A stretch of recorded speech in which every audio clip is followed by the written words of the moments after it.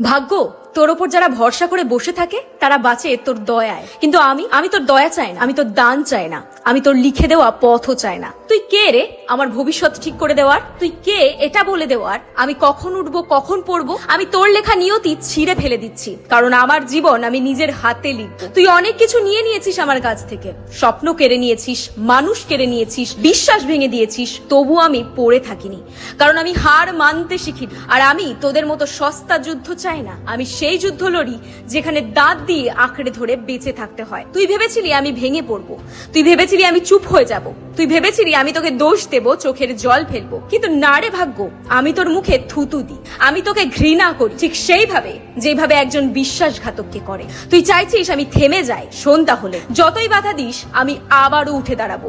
আর এবার আমি তোকে জিততে দেব না, কারণ এবার আমার রক্তে আগুন আর চোখে শুধুই জেদ। তুই চাইছিস আমি হেরে যাই, তাই না?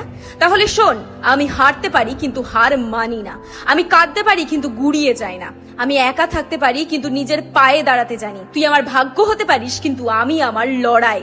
তোর কলম দিয়ে আমি নিজের পরিণতি লিখতে দিই না, কারণ আমার হাতেই আমার শেষ কথা লেখা। তোর দয়ায় নয়, আমি বাঁচবো আমার সাহসে, আমার জেদে, আমার রাগে। তুই দেখিস তোর বিরুদ্ধে দাঁড়িয়ে আমি একা একটা যুদ্ধ জিতে আসবো, আর যেদিন জিতবো সেদিন তুই নিজেই মাথা নিচু করে বলবি এই মানুষটার মতো ভাগ্য আমার হলে আমি গর্ববোধ করতাম। তখনও আমি তোর মুখের দিকে তাকিয়ে বলবো তুই আমার ছিলি না আর হবিও না, আর আমি তোকে কখনো চাইনি।